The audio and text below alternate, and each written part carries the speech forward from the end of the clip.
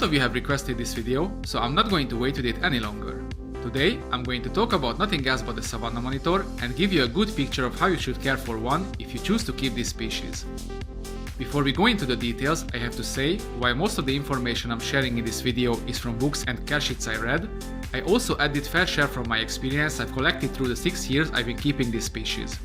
I will focus on telling all the important details you must know, so in the end of this video you will be able to objectively decide whether this species is for you or not. Characteristics.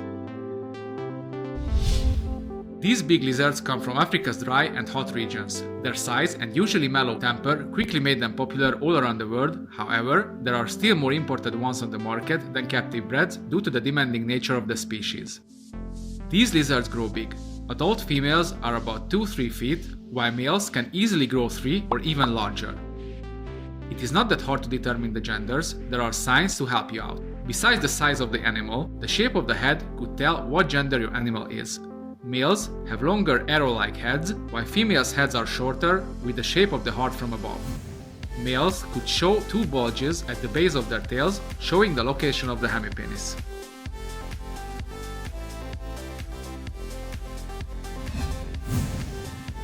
Housing. This is going to be the very first big challenge you have to face, since these animals grow big. Even though they don't really move around much, you still have to provide a pretty large enclosure for an adult animal. For a fully grown female, a 2 meters long and 70 centimeters deep terrarium is a bare minimum, while a large size male requires a 2.5 meters long and 80 centimeters deep cage.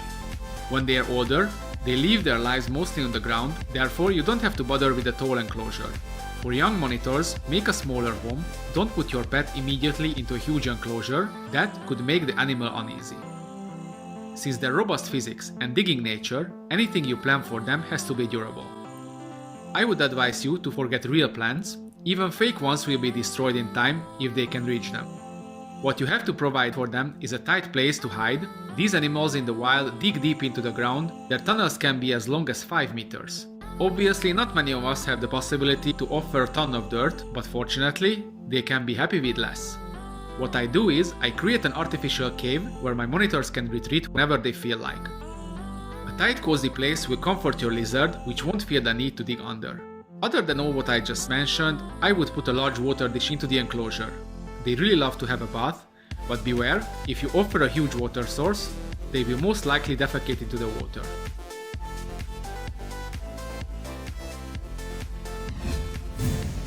Lighting.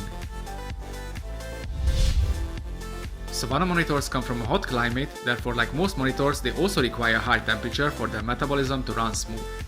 In the enclosure, you should provide a good temperature gradient starting from about 26 degrees on the cool side, rising to the 32-33 degrees at the warm side. A nice basking spot is a must. Temperature on the basking area should be about 40-42 degrees. It's important to offer a basking surface large enough so the full body of the monitor is able to fit in the basking range. Common mistake is to offer a small surface where the animal can heat up only a portion of its body. This mistake can cause serious circulation problems, usually in the end of the legs or in the tail. As your lizard grows, you should increase the size of the basking surface as well. Savannah monitors, as we currently know, do not need UV lighting when fed with whole prey items. The large amount of calcium needed for their health can be supplied with offering whole rodents, fish, birds, or simply dusting their food. Even though they don't need UV, I always put them out in summer to soak up natural sunlight. I keep them in basking boxes once or twice per week for a full day. I always notice that my monitors become much more active in the period when they have access to direct sunlight.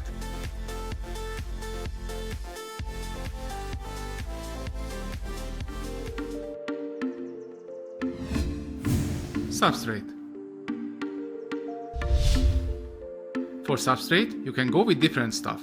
You can use bark, soil, cocoa fiber, or the mixture of those. Personally, I use the mixture of soil and sand, sometimes adding cocoa fiber for the mix to hold humidity better. Now we arrive to one of the importances of the substrate. Even though these animals come from Africa, they need a bit of humidity to do well. Keeping them in a dry enclosure will cause shedding problems. What I experienced is usually the piece on the ears can stuck easily. If you experience the same, just give your monitor a bath and try to get the dry skin off gently.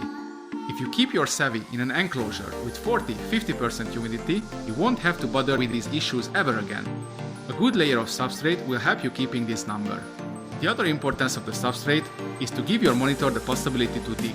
These animals love to dig, however, if you want to satisfy your savvy, you need to offer at least a 60 cm deep layer. 60 cm is a lot and still not that much at all. Instead of a deep substrate, I offer an artificial cave which my monitors and even my Tegu use happily. I really suggest you to do the same if you want your reptile to feel secure. Believe me, if they can retreat whenever they feel like, they will get confident faster. One thing is very important. Never take your lizard out from its burrow by force. You can injure yourself and stress your pet out at its safe place, which should never happen.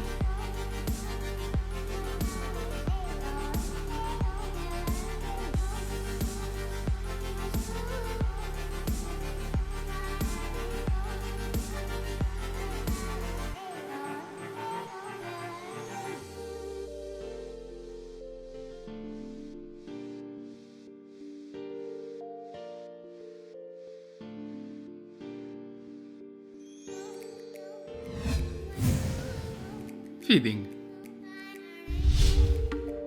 Feeding is something that is not going to be a huge problem because these animals are real garbage disposals.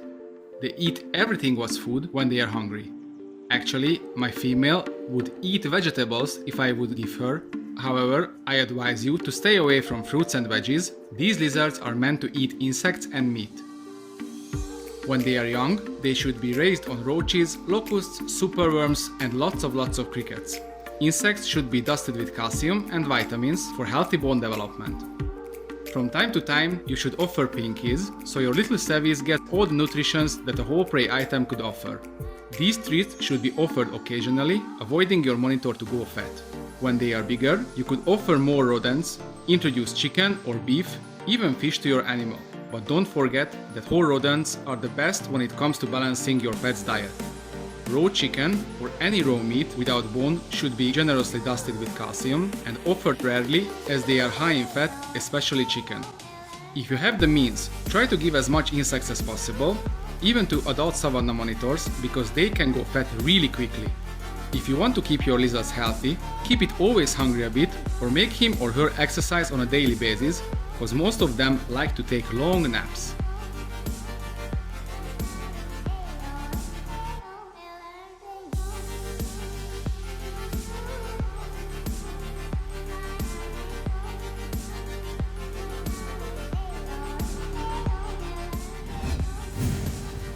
Interaction.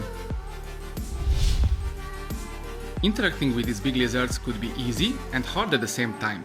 It's easy because they are not fragile at all, you don't have to worry about grabbing them the wrong way, they won't break a bone easy or drop their tails. These monitors are real durable creatures. They are pretty chilled and mostly mellow, that makes interaction even easier. Handling these monitors is usually not an adrenaline pumping event at all. Why could be it hard then? Well, Savannah monitors grow big and strong. They are not something that you can just control like you control a bearded dragon, for example. If they want to go somewhere, you really have to put some muscle work if you want to restrict their movement. Besides handling them, we have to talk about the injuries they can inflict. Even they are young, they can bite really hard, their mouth is filled with razor-sharp teeth, which can cut you really deep. When a young savvy's bite can be painful, an adult animal can cause real trouble. Their teeth are razor-sharp as well, combined with a bite force that means business. A big Savannah monitor can easily bite a child's finger off, so never leave your young kids alone with a Savannah monitor, no matter how much you trust it.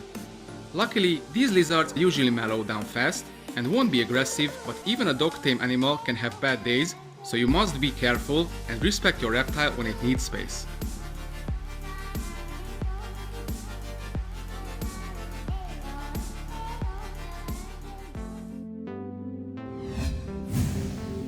Breeding. Breeding these lizards can be challenging, and not too many people do it in their homes due to the extreme requirements of the process. First of all, you need to find a pair of monitors. Sexing these animals is not quite hard. There are multiple features you can rely on. Shape of the head, as I mentioned, is a good indicator. Males often evade their hemipenis, especially when put to new places. These lizards lay eggs even they are not fertilized, so you know 100% when you got a mature female. There is a method that could work on mature animals. From a source I read, mature males always have a dark patch on the back of their hind legs, while females miss that feature. Once you have a breeding pair, you can try to put them together. It's good to have a dry period prior to a high humidity one, imitating a wet season. Males usually chase the females around, not leaving any rest for the girls. Always have your animals rest, separate them for a day after every 2 days together. I advise you to never leave your animals without supervising, especially newly paired ones. These reptiles can really hurt each other if they want to. After 2 or 3 successful lockups, you can separate your monitors and prepare the female's enclosure for egg laying. In the wild, females dig long tunnels. At home, you can prepare breeding boxes or fill their hides with substrate, which they can clear. Usually that works for me. About 15-20 days after copulation, the female starts to dig the test nest. When this happens, you should be ready with the breeding box or the method I used. When the female disappears, you have to be ready for the eggs. Average clutches count about 20 eggs, but my female usually lays about 30-35. Place the eggs on moist perlite or vermiculite and incubate them under 28-29 degrees for about 120-140 days.